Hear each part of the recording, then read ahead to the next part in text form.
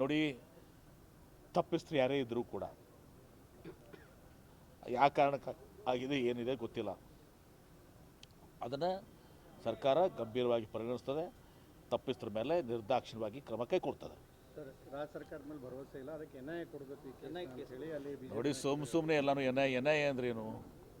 NIA ಅಂದ್ರೇನು? Terrorist ಇದು ಇರೋದಕ್ಕೆ ಎನ್ಐಎ ಅಂತ ಗೊತ್ತಿಲ್ಲದವ್ರು ಮಾತಾಡ್ತಾರೇನ್ರಿ? ಎನ್ಐಎ ಗೊತ್ತಿರೋದು ರಾಜ್ಯ ಸರ್ಕಾರ ಆಯ್ತಪ್ಪ, ರಾಜ್ಯ ಸರ್ಕಾರ ಅದನ್ನು ಸಹ ಮಾಡ್ತಿದ್ರಲ್ಲಿ ಏನು ಮುಚ್ಚು ಮರಿದೆ? ಹೌದಾ? ಮತ್ತೆ ಸರ್ಕಾರ ಒತ್ತಡ ಹಾಕ್ಬೋದು. ಹಾಗಿದ್ರೆ ಹಿಂದೆ ಇವ್ರದ್ದು ಸರ್ಕಾರದಾಗ ಅವಾಗ ಪೊಲೀಸರು ಅದೇ ಪೊಲೀಸರು ಇದ್ದಾರಲ್ಲ. ಹಿಂದೆ BJP ಸರ್ಕಾರ ಇದ್ದಾಗ ಅದೇ ಪೊಲೀಸರು ಇದ್ದಾರಲ್ಲ, ಅವಾಗ ವಿಶ್ವಾಸ ಇತ್ತಾ? ಪೊಲೀಸ್ ಇಲಾಖೆ ಅದು ಯಾರೇ ಇದ್ರು ಸರ್ಕಾರ ಇದ್ರೂ ನಾವು ಬದಲಾವಣೆ ಆಗ್ತೀವಿ. ಅಧಿಕಾರಿಗಳು ಅವರೇ ಇರ್ತಾರೆ. ಇಲ್ಲಿದ್ದವ್ರು ಅಲ್ಲಿರ್ತಾರೆ, ಅಲ್ಲಿದ್ದವ್ರು ಇಲ್ಲಿರ್ತಾರೆ ಅಷ್ಟೇ. ನಾವು ಟೆಂಪ್ರರಿ, ಅವ್ರು ಪರ್ಮನೆಂಟ್.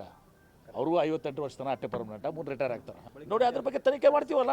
ತನಿಖೆ ಮಾಡಿ ಇವತ್ತು ದಿವಸ ತನಿಖೆ ಮಾಡಿ ಯಾವುದೇ ಇರಲಾರ್ದೆ ನಿಷ್ಪಕ್ಷಪಾತವಾದ ತನಿಖೆ ಮಾಡಿ ಅದು ಯಾರೇ ಇರಲಿ ಅವ್ರ ಮೇಲೆ ಕಾನೂನಾತ್ಮಕವಾಗಿ ಉಗ್ರ ಕ್ರಮ ಕೈಗೊಳ್ತೀವಿ. ಹಾಗಂತೇನಿಲ್ಲ. ಇವತ್ತು ದಿವಸ ಯಾವುದು ನಮ್ಮ ಪಕ್ಷ ಕಾಂಗ್ರೆಸ್ ಪಕ್ಷ ಬಸವಣ್ಣವ್ರ ಸಿದ್ಧಾಂತ ಮೇಲೆ ಹೋಗುವಂಥದ್ದು.